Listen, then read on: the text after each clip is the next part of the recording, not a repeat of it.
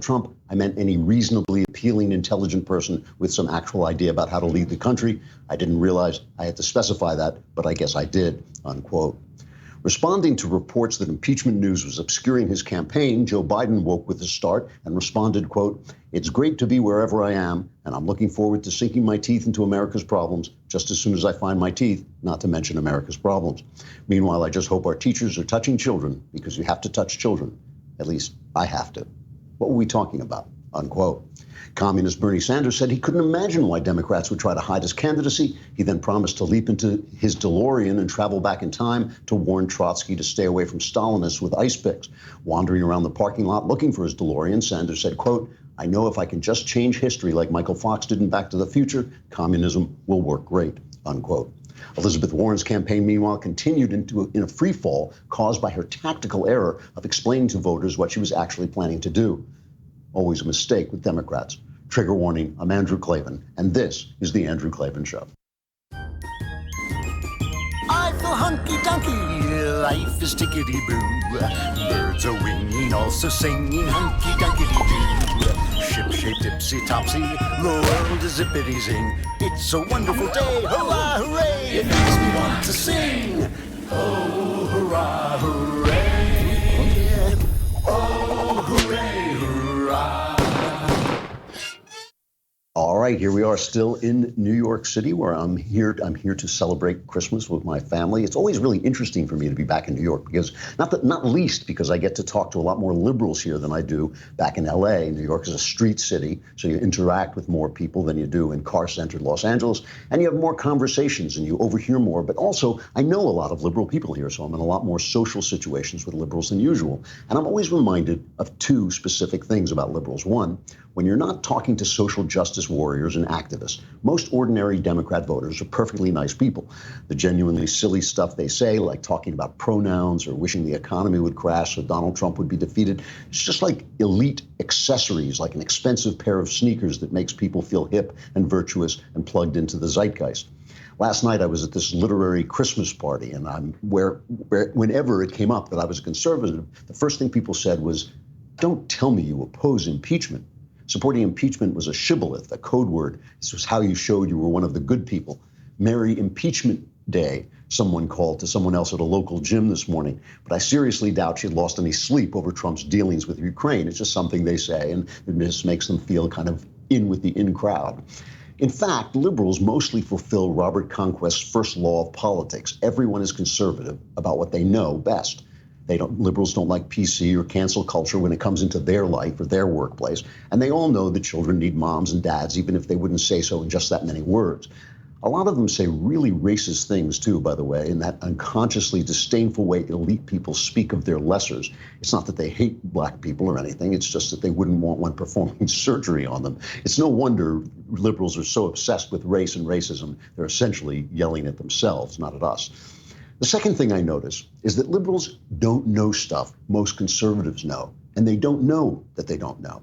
They don't know the news media is slanted to reflect and encourage their beliefs and exclude ours. They therefore don't know basic facts that conservatives find important, and when it comes to conservative points of view, they only hear the extreme things quoted to them by left-wing pundits. They never hear why we say what we say, or even the serious points we're making. A lot of leftists at this party would just fling things that some crazy guy had said at me as if I were somehow responsible for them, but they never heard crazy things that liberals said.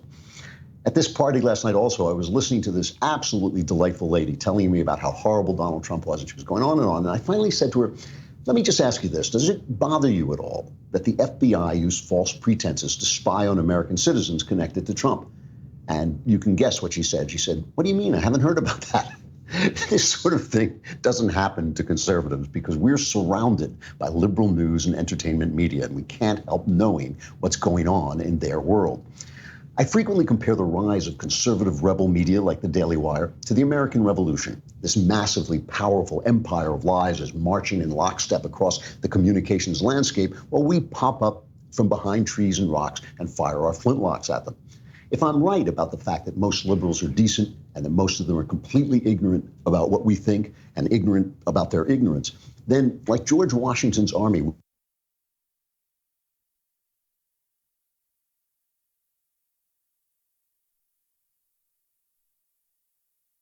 chest line about Trump and covering up for the evildoers in the leadership of the FBI and the CIA, the collapse of the mainstream media may not be very far away at all. It's a hopeful thought on this hate-filled Christmas season, so we'll cling to that for now, and we'll also talk about something really pleasant, which is Raycon earbuds. I have these with me as I travel. I've been using them to listen. I listen to audiobooks all the time, especially when I'm hiking.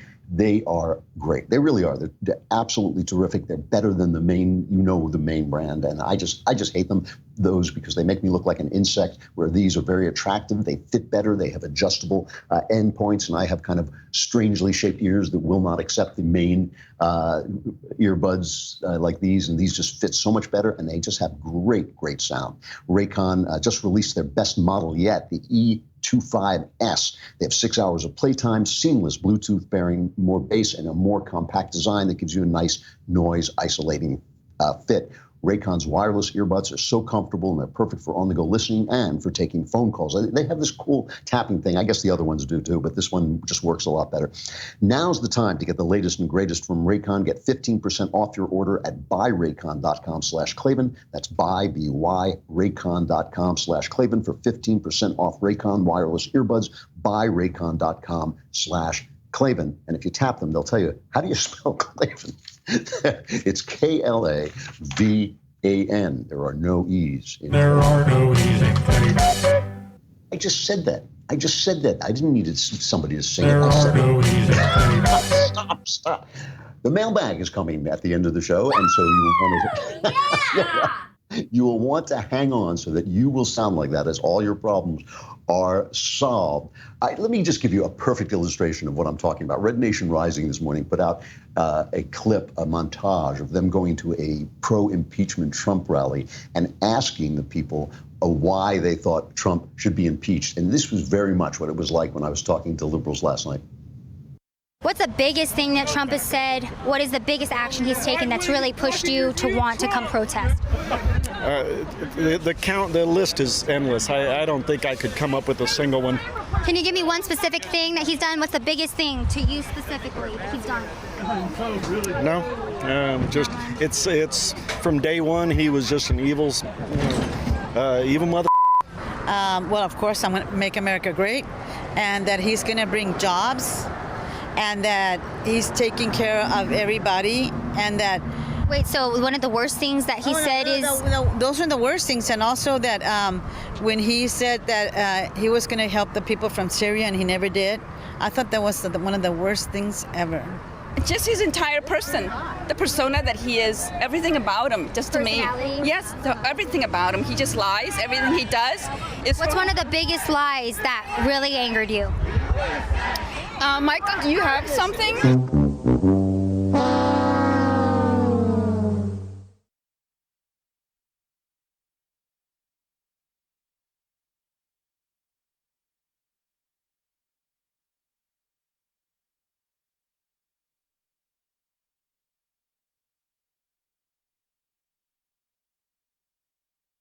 So they're more sophisticated, but it's the exact same thing because, they do what most people do when they get the news. They read the headlines, and they read the headlines in their paper, and they're not doing the things. The thing about being a conservative is even if you do that, you're getting the liberal news. You're getting the liberal point of view all the time. You're certainly getting it from Hollywood. You're getting it from, just looking at the headlines on newspapers. And the way the news is constructed, it's constructed for Democrats. It's constructed, right this minute, for instance.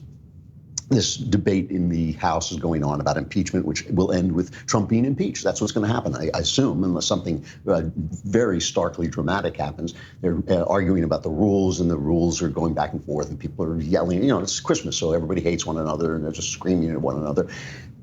But the thing is, everybody keeps saying now, everyone, not just Wolf Blitzer, keeps saying this is a historic moment. And I'm going to tell you the absolute truth.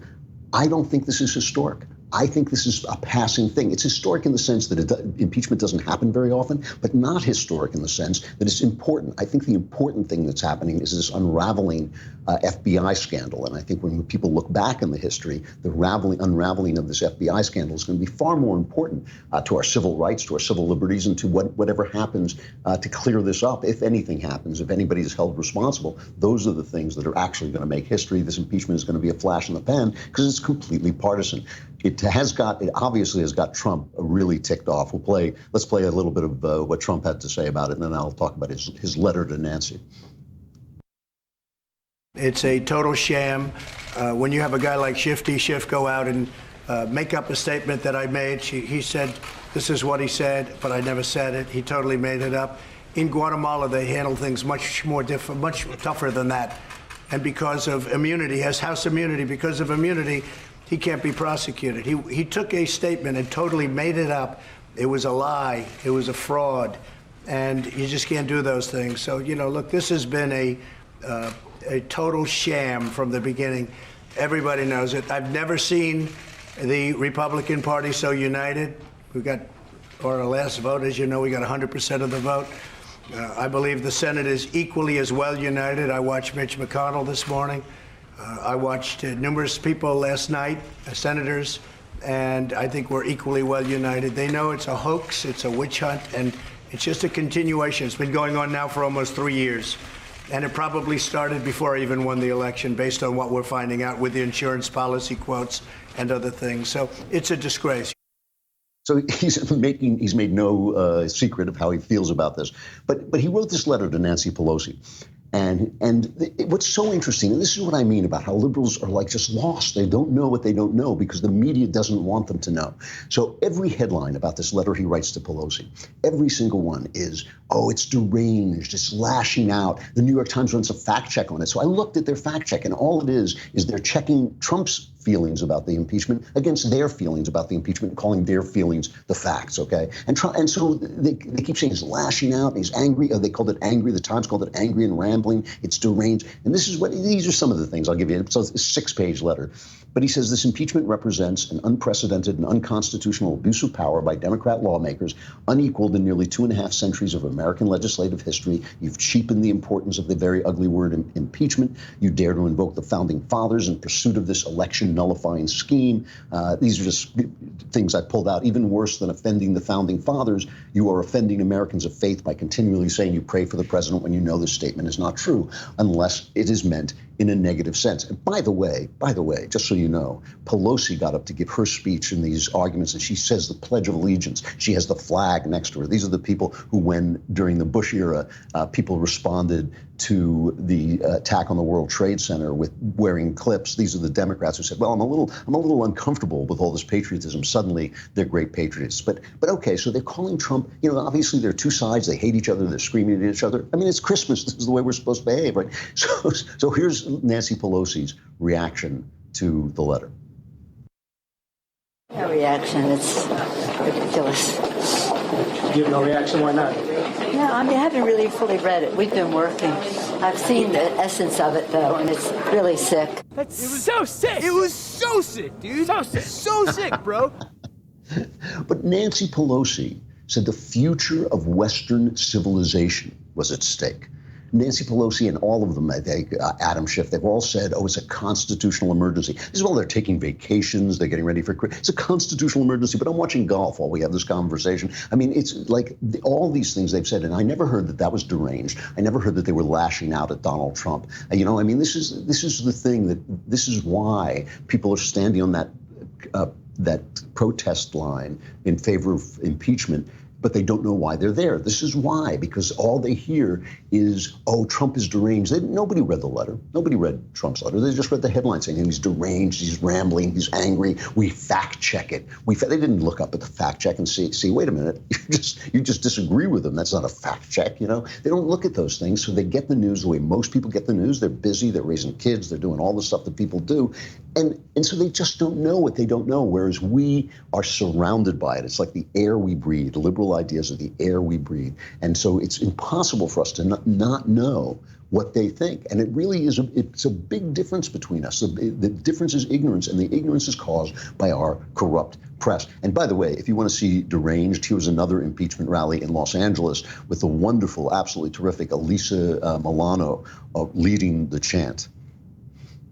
Show me what democracy looks like! Show me what democracy looks like! This is what democracy looks like! Louder! Show me what democracy looks like! This is what democracy looks like! Hello, snowflakes! Listen to me very carefully! I am angry! If he thought Greta was angry, he's seen nothing yet. I'm premenopausal and I am angry. That's the stupidest thing I've ever heard. That's what democracy looks like, a premenopausal former TV actress. What democracy looks like. I don't actually think that is what democracy looks like, but maybe I just have an elevated idea of what it is. If I were Nancy Pelosi, how dare I? If I were Nancy Pelosi, I would get on a plane, fly to LA, surround myself with movie stars and beg them to stop helping her. I would say, please don't endorse our candidates. Don't make speeches. Don't make videos. Please just leave us alone. We can do much better without you. All of this is covering up the fact that a major scandal about Obama's FBI, Comey's FBI, because I don't even know that Obama was responsible for this, but I think he knew about it. I just don't think I think even Obama may not know what he doesn't know. You know, I think maybe he was sitting there going, yeah, this is perfectly fine. But Comey's FBI messed with our civil liberties at a level that hasn't been seen since J. Edgar Hoover. And yesterday, the presiding judge of the FISA court, okay, because she was just totally lied to, totally scammed by the FBI. Her name is Rosemary Collier. She put out a letter scolding the FBI. It was kind of a slap on the wrist. I mean, it had some weight behind it. But she said the FBI's actions were antithetical to the heightened duty of candor, which is an interesting way of saying lying BS, right? It was antithetical to the heightened duty of candor that that government agents owe to a court. She said the frequency with which representations made by FBI personnel turned out to be unsupported or contradicted by information in their possession, and with which they withheld information detrimental to their case, calls into question whether information contained in other FBI applications is reliable. And she ordered the Justice Department to explain by January 10th what steps it was taking to prevent such lapses in the future.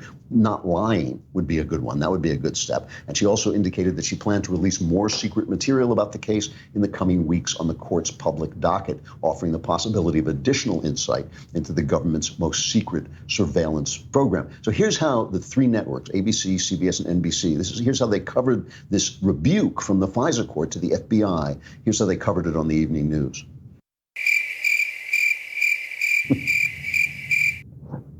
It's crickets. I mean, basically nothing. They blacked it out. So if you're a liberal and this is where you're getting your news, and these are the kind of people you're getting your news from, you don't know what you don't know. And this is part of the problem we're having. You know, they keep saying we live in two different realities, but it's just not so. Conservatives are living in an informed world. Yes, they have an opinion, they have a bias. That's fine. There are two sides to every story. We could argue those things out, but you can't argue with people if you have to explain what's actually going on to them in the first place. And in the second place, they don't trust you. They've been told that you're racist, and they don't know you're not. They've been told that you're hateful. They don't know you're not. I mean, one of the things that people kept saying to me last night is, but you're so intelligent, you're so nice. And I was like, yeah, because all you hear is what the press is saying. Yeah, but the press is reporting the news. No, they're not. They just don't know.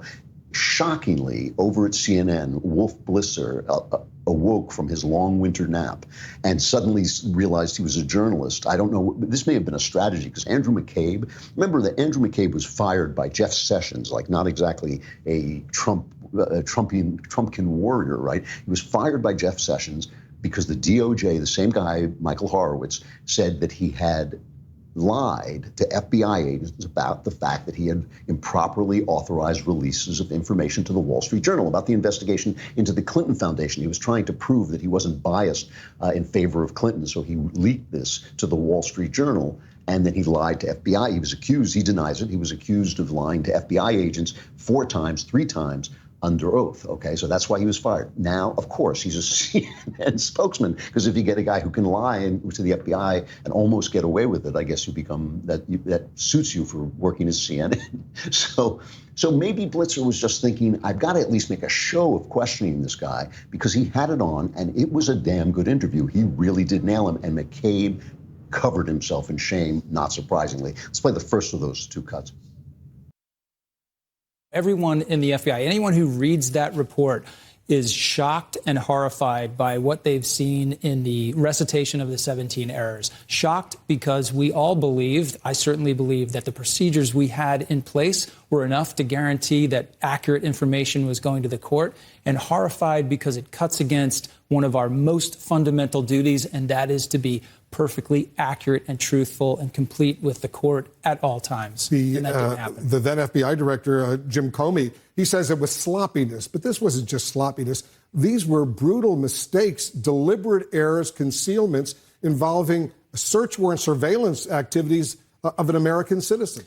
They were very, very serious mistakes. They come into basically 2 different categories: things that they told the court, which were not consistent with what we knew in our own files, and facts that we left out that we should have told the court. I will say, though, that the IG pointed out in his report that he found no evidence that those misrepresentations were intentional. I'm shocked to find that gambling is going on in here. You're winning, sir. Oh, thank you very much.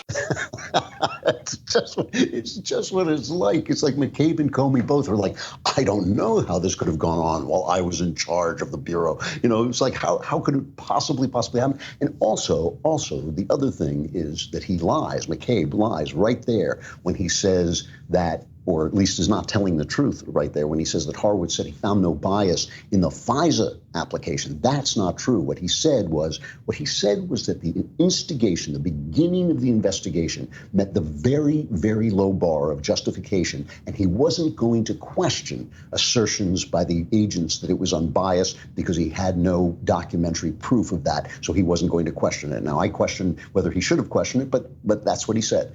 When it came to lying on the FISA warrant, he said it was either gross negligence or it was intentional, and he wouldn't speculate about why they would do it intentionally. So, I mean, that's not true, what McCabe is saying. And the idea that, first of all, that he was shocked to find this going on is ridiculous.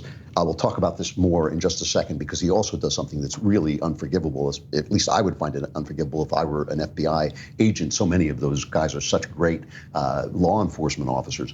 But I'll talk about it in a second. First, let's talk about rockauto.com. I love these ads because I love saying rockauto.com. And you, too, will love saying rockauto.com when you discover you don't have to drive to the auto parts store and sit there while somebody else goes through the computer, while you can go through the computer and get everything you need. Rockauto.com is a family business serving auto parts customers online for 20 years. Go to rockauto.com to shop for auto and body parts from hundreds of manufacturers. They have everything you could possibly need: brake parts, tail lamps, motor oil, even new carpet. And it doesn't matter whether you've got a classic car or just the car you drive around every day. You can find it with what you need with a few easy clicks, and it's delivered directly to your door. The rockauto.com catalog is unique and remarkably easy to navigate. You can quickly see all the parts available for your vehicle and choose the brands, specifications, and prices you prefer. Amazing selection, reliably low prices. All the parts your car will ever need at rockauto.com. Go to rockauto.com right now and see all the parts available for your car or truck, and write Klavan in their How Did You Hear About Us box so they know we sent you. And they also have a box that just says, how do you spell Klavan? V-A-N, there are no easy things. I'm amazed they guessed that right, but they did. So Wolf Blitzer asks Andrew McCabe, who was acting director before he was fired, what was the biggest mistake you made? Biggest mistake we made. The biggest mistake, I think, is the process that was in place essentially left so much responsibility on the lowest level of FBI agents and supervisors involved in the process, that once those mistakes are baked in, they become very, very hard for the many, many layers of oversight to uncover. That's the thing, if I were Director Wray, that I would focus on. You got to learn from those mistakes and make sure it doesn't happen. Again, Andrew McCabe, thanks very much for coming in. Thanks, Wolf. He throws the agents under the bus. The biggest mistake we made was letting these agents go and do things and not supervising them, especially since you were their supervisor. You were running the place. That was a pretty big mistake. It's not like, oh, yes, this was my responsibility. I'm ultimately responsible, but we didn't see these things. I mean, at least Comey, you know, sleazy weasel that he is, at least Comey did say that he was ultimately responsible. McCabe throws the agents under the bus. I think if I were an FBI agent, I would be fuming right now, I got to say, because like I said, I would guess a huge percentage of these people, and I've dealt with the FBI as both a reporter and a novelist, a huge percentage of them, I think, are terrific law enforcement officers, and these guys betrayed them by being incompetent, if not utterly political. And then talking about people not being able to find out things that they don't know, they keep bringing this guy, Adam Schiff, on. And Adam Schiff is on Morning Joe, okay? And Morning Joe is just basically carrying water for the left at this point. And at least it's MSNBC. Everybody knows what he thinks. It's an opinion show, so I'm not going to nail him too hard. But he keeps having this guy on, this Adam Schiff, who's just, we know he lies, right? And so he keeps saying that he couldn't have known about these FBI abuses, even though Devin Nunes released this memo that told the truth. And he released a memo saying that Nunes's memo was wrong. He keeps saying he couldn't possibly have known. So Joe Scarborough says, well, you know, didn't Nunes know? Here's what Schiff says. 2 years ago, we didn't know what we know today. 2 years ago, when Mr. Nunes was saying this investigation was improperly begun, they were spying on the Trump campaign, this was all driven by political bias. Of course, all that was wrong. He also speculated that there were problems with the FISA applications. That ended up being correct, but not for the reasons that he said. It ended up being correct because we would learn 2 years later that an FBI low-level lawyer falsified information that went into the FISA, that they withheld information. Did Devin Nunes know that 2 years ago? No. That is a damn liar, man. That's not true. As Joe Biden says, I mean, and I don't never quote Joe Biden lightly because I never know what the hell he's saying, but that is a flat out lie, okay? Let me just read you just a little bit of the main points of Devin Nunes's memo, right? This is 2 years old. The dossier compiled by Christopher Steele on behalf of the Democratic National Committee and the Hillary Clinton campaign formed an essential part of the Carter Page FISA application, and neither the initial application or any of the renewals disclose or reference the role of the DNC, Clinton campaign, or any party campaign in funding Steele's effort, even though the political origins of the Steele dossier were then known to senior DOJ and FBI officials. And there was an obscure little note in there, but otherwise totally correct. The Carter Page FISA application also cited extensively a Yahoo News article by Michael Isikoff. This article does not corroborate the Steele dossier because it is derived from information leaked by Steele himself. So that also was true. He goes on, according to the head of the FBI's Counterintelligence Division, Assistant Director Bill Priestap, corroboration of the Steele dossier was in its infancy at the time of the initial Page FISA application. After Steele was terminated, a source validation report conducted by an independent unit within FBI assessed Steele's reporting as only minimally corroborated. Every single word, bingo. The one mistake he makes is he says the investigation was started by Peter Strzok, but apparently it was started by Priestap. Other than that, he got it all. It was all true. So Schiff, who lied about the proof that he had proof about Russian collusion, which was completely dismissed by Mueller, who lied about his collusion with the Ukraine whistleblower, now lies to Scarborough's face, and you can hear Mika grunting in agreement. Yes, we couldn't have known, we couldn't have known. And you say, like, why don't they challenge him? Why do they keep listening to him? Why do they keep bringing him on? You know, the great Brit Hume put out a tweet saying it's a mystery why they keep falling for this guy. But it's not a mystery, and I'll show you why. Here is a Grabian montage, a montage from the Grabian site, of how the media covered the Nunes memo when it was first released. And it starts with MSNBC and CNN, but it goes to some of the major networks too, finally. Here's how they covered the Nunes memo when it was released. The Nunes memo is a dud. Let's start with Sean Hannity. Not to be undeterred by the sort of dud factor of the memo. That this memo was a complete dud. It overpromised and underdelivered. I mean, it's pretty much a dud. I got to tell you, though, I mean, it's kind of a dud. It doesn't really deliver. I prefer really big revealing documents to really narrow duds. This looks like a dud. I could tell you from reading this memo and consulting with a wide range of experts, it's a dud. This memo is a dud. Nothing. A dud. But it is nothing. A nothing burger. And less interesting about this memo is what is in it. It's pretty much a nothing burger. A nothing burger. Quote, dishonest, misleading, partisan nothing burger. The only thing I fear from this memo, because I think it's really been a huge dud. Some of the GOP Tea Party members were out there saying that this is the most vile thing they'd ever seen. And it's a big dud.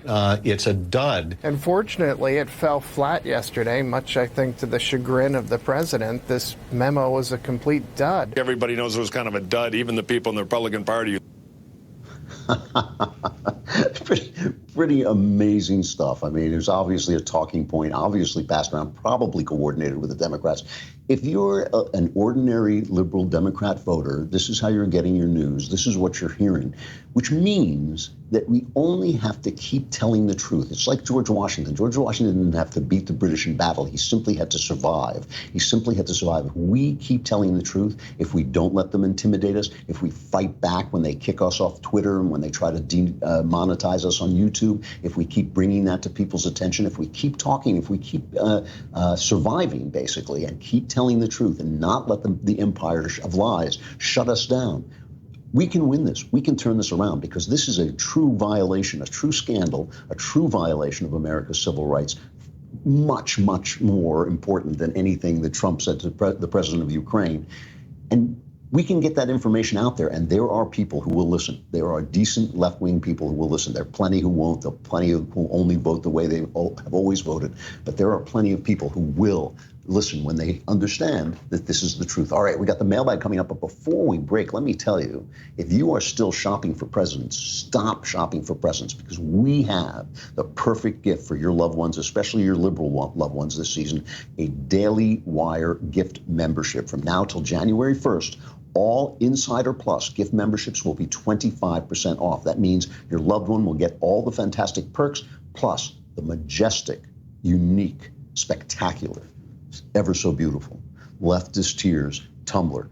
And you'll get the savings because you'll be the one buying the gift, right? Again, that's 25% off all Insider Plus gift memberships this holiday season. Give them a gift they'll thank you for all year long. Go to dailywire.com/gift to get your 25% off. Again, that's dailywire.com/gift. I'm Donald Trump, and I approve this message. He does approve this message. We're lying. He didn't approve this message. But anyway, he would approve. If he knew, he would approve this message. Come over to dailywire.com and subscribe and listen to the mailbag.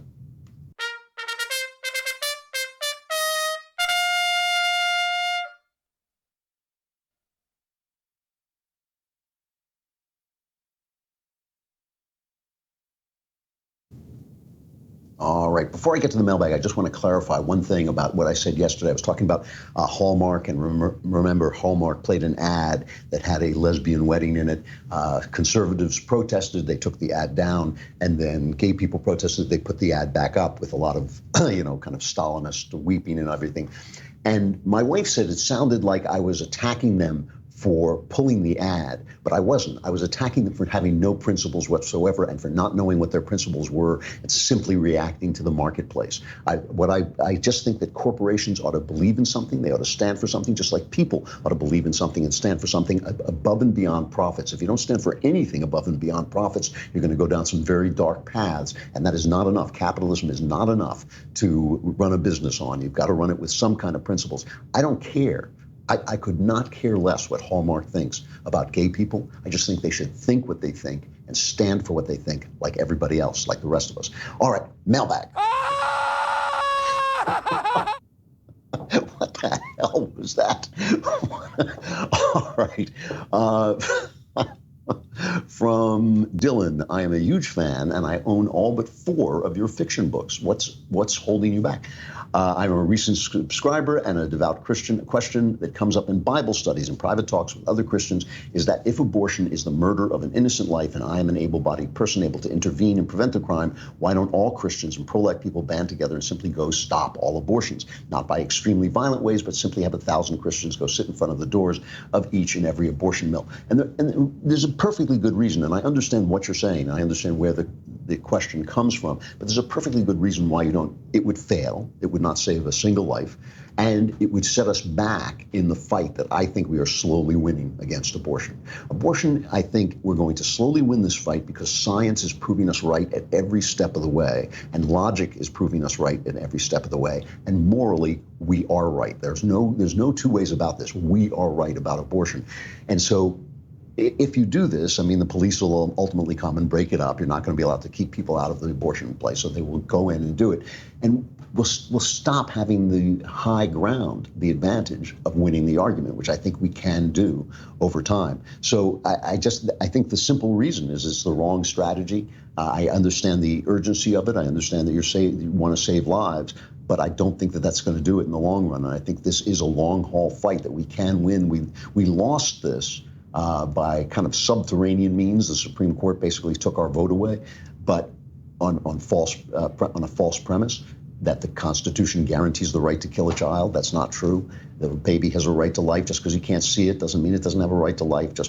Even just because it can't make the choice. It just can't speak. The baby can't speak for himself. That's the only reason you're allowed to kill babies in the womb. That's the only reason. They would never be able to do it otherwise.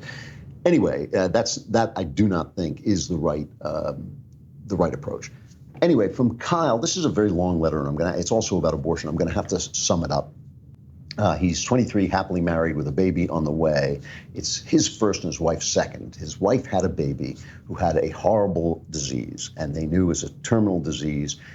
It's called hydroencephalitis, I think, and hydroencephaly.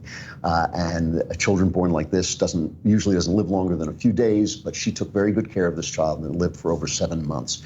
And then the baby died. And he has two questions. The one thing was that at one point, she had the opportunity to have a shunt put in, which would have possibly prolonged the child's life, and she didn't. It would not have improved the child's life, but she didn't have the shunt put in.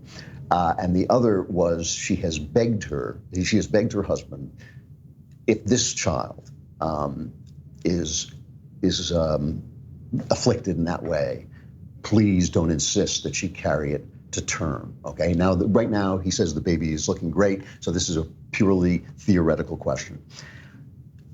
And he's asking how I feel about this. First of all, it's two separate questions. I do not believe that you have to take measures to prolong a life that is a life of agony and a life that is not going anywhere constructive. You do not have to take measures to prolong life. That is not, I think, an essentially pro-life position. I don't think you have to keep people alive once they're, once they want to die. I don't have any problem with somebody saying that to stop the treatment. If what you're talking about is natural life, then that's what you're talking about, and you don't have to take any measures that you don't want to take. And in this case, I personally would have done the same thing. I think that's the right decision. The other decision, the 100% morally right decision, is not to kill the baby. There are plenty of stories of babies who have been deemed to have terrible diseases who were then born and did not have terrible diseases. But I totally understand why you say, at one point, the guy in the letter says he doesn't want to stand on his high horse and insist that his wife go through this terrible, terrible grief again. He's talking in a speculative way. The baby seems to be fine, please God, and I understand why he's thinking about this and he's wrestling with this. I totally understand what you're doing. If this were my daughter, I would tell her to pray. I would tell her to talk to her husband. I would tell her to do the right thing, and then I would go off and pray. But I would certainly not pass judgment on her decision. The 100% morally right thing to do is to let the baby, is not to kill the baby. I mean, is not to take part in a mercy killing in which somebody cannot make a choice for themselves. However, I totally understand what you're saying, and in the event that such a terrible thing would happen, and God forbid it happens to you, I suggest you pray, I suggest you talk to your wife, I suggest you do what in your heart and before the throne of God, you feel you can justify. That's the way I feel about it. I understand. Listen, I understand in a situation like this, things get very, very gray. Things get very, very strange. And anybody who pounds his fist into his hand and tells you he knows exactly what he would do in that situation, exactly what he would do if his daughter was in that situation, is lying. I mean, however, just because we do extreme things in extreme situations doesn't change the moral framework that we're living in. And so, again, a complicated, difficult question. I'm telling you what the 100% moral thing to do is, but I'm also telling you that, like, I'm not going to pass judgment on you or anybody else in a situation that tragic and that terrible. Complex, nuanced answer, but there it is. But 100% correct, as always. From Frankie, with all the gun and conversation talk in Virginia, said that if you don't abide by the law, will be arrested and charged with a Class 6 felony. If it comes to pass and they try and force their laws, there'll be so many people for the prison system to hold, but they'll be charged with the felony and they won't be able to vote. And so he's wondering, basically, if Democrats are just trying this gun grab because they want to take away Republicans' votes. No, you're overthinking it. They actually want to grab your guns. First of all, they are going to have to go to court. They are going to go to the Supreme Court. The Supreme Court has been very favorable toward the Second Amendment, has upheld the Second Amendment. They're not going to come around grabbing your guns in a big hurry, I don't think. But no, I don't think they're trying to take your vote away. I think they're trying to take your guns away. And they're trying to take your guns away because they don't want the people to have the final say in how the government is run. That's what guns are about. Guns are about the people and the state being able to form a militia to defend themselves from intrusion over an over-intrusive federal government. That's why you were given the right to bear arms. That's what the right to bear arms protects. That's why they don't want you to have the right to bear arms, because they don't want you to have the First Amendment, so they don't want you to have the Second Amendment, which is what you need in an extreme case to defend the First Amendment. From Michael, Dear Klavan the Wise, I am currently a sophomore in high school and I'm struggling to find discipline in my work. Whenever it's time to work or study, I can never bring myself to do it. I'm horribly ashamed of my actions and know they are preventing me from becoming the best version of myself. I really want to change, but I have no fire inside me to do anything about it. It feels like I'm watching someone else go through the day. I feel like because of my slothfulness, I have no hope of changing. I've spent a lot of time researching the growth mindset and a positive attitude, but in the end, I always become lazy or overwhelmed. Do you have any recommendations on how to forge discipline in myself and start caring about my work? Well, I do. I do have recommendations about how to do that. I'm a little worried that you're depressed or you have some other thing that's bothering you. I'm wondering what you're doing when you're not working. Are you watching porn? Are you doing drugs? Are you doing other things that you shouldn't be doing? I don't know. And if you feel that there's something like that, go to a therapist. Go find a counselor to see if what is bothering you so much that you can't do this. I'm worried there's an underlying problem. For the problem itself, for the problem that you're actually presenting me with, do everything in small measures. This is how I've built. I have tremendous discipline. I have to. I work for myself. I work by myself. I have to show up and do what I have to do. There's nobody to tell me to write a book. I have to write that book. And the way you do that is you build your disciplines slow by slow. You do, if you're trying to exercise, for instance, you take a walk for 10 minutes. Then you take a walk for 15 minutes. And over time, you build that up, and then maybe you run for 5 minutes, and then maybe walk the rest of the time. Slow increments. So do the same thing with your schoolwork. Set a period of time when you're going to do your work and do it a little bit of it each time. And don't worry that it's too little. And when you feel that you can do that much, do a little bit more. And just don't let yourself fall off. And if you do fall off, start again and do it again and just keep at it. But again, I'm a little concerned just reading this letter that there's an underlying problem. So if you think there is, you should look into it. But try this. Try building your discipline, whatever you're trying to do in your work. Try doing it just a little bit each day, and then do it a little more and a little more and a little more, and see if that really helps. Because once you have discipline, it's very hard to break. It's very hard for me to break my discipline. I've been trying to take it a little slower this Christmas season because I worked very hard this year and I got very tired. So I've been trying to relax and take it a little slower. It's very hard for me to do because my discipline is now so ingrained that it's hard for me to let it go. All right, I have time for one more from Rebecca. Hello, Sir Klavan. My name is Rebecca, and I'm taking a sociology class this semester, and we just finished reading Gideon's Trumpet. I read that when I was in high school, too. It's all about the right to a court-appointed lawyer. So my professor assigned an essay topic I would really love your input on. He asked if the U.S. should give free lawyers to immigrants in the immigration courts. He is a leftist and presented the question saying that there are many children having to go before a judge who don't even speak English, and so he asked, do we think the U.S. should appoint them a lawyer for free? Again, I'd love to hear your thoughts on this topic. Love your show. Love Another Kingdom. That's nice to hear. Well, okay, there are rules and laws in place about this. I mean, the 14th Amendment, I'm always bad at naming the amendments, so don't blame me if I got it wrong, but I think it's the 14th, says all people have the right to due process. It doesn't say all citizens, it says all people have the right to due process. So immigrants have the right to due process. There's some exceptions. If there's some people who can just be expedited deportation, you can just be sent back, but most people have some kind of rights to this. And you have a right to counsel. Anyone who faces a criminal charge has a right to counsel, but the government only has to give you counsel if you're charged with a felony and crossing the border illegally is a misdemeanor. So no, you do not have the right to counsel if you're in a deportation hearing. You don't have the right to provided counsel. You do have the right to counsel if you can afford it. So my question for your leftist teacher is, if it's so important to him that illegal immigrants have American rights, shouldn't it be important to him that the American law is enforced? If he wants to enforce the Constitution insofar as making sure that illegal immigrants have a right to counsel, why doesn't he want to enforce our laws when it comes to the border? It doesn't seem to me that picking and choosing laws creates a lawful constitutional society, because then the Constitution stops working whenever he or any other leftist has his feelings hurt, because he sees a child who's not doing well under the Constitution. Either the law and the Constitution are in place or it's not.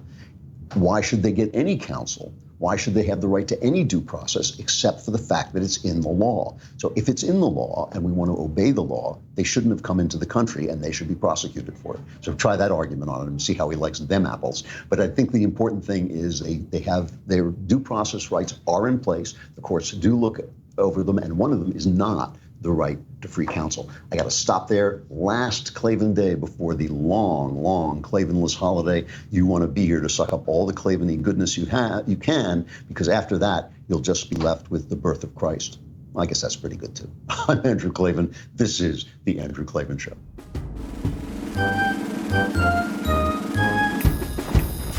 Oh, hooray, hurrah. The Andrew Klavan Show is produced by Austin Stevens and directed by Mike Joyner. Executive producer, Jeremy Boring. Senior producer, Jonathan Hay. And our supervising producers are Mathis Glover and Robert Sterling. Assistant director, Pavel Wydowski. Edited by Adam Sayevitz. Audio is mixed by Mike Cormina. Hair and makeup is by Jesua Alvera. Animations are by Cynthia Angulo. And our production assistant is Nick Sheehan. The Andrew Klavan Show is a Daily Wire production. Copyright Daily Wire 2019. If you want to delve the depths of leftist madness, head on over to The Michael Knowles Show, where we examine what's really going on beneath the surface of our politics and bask in the simple joys of being right.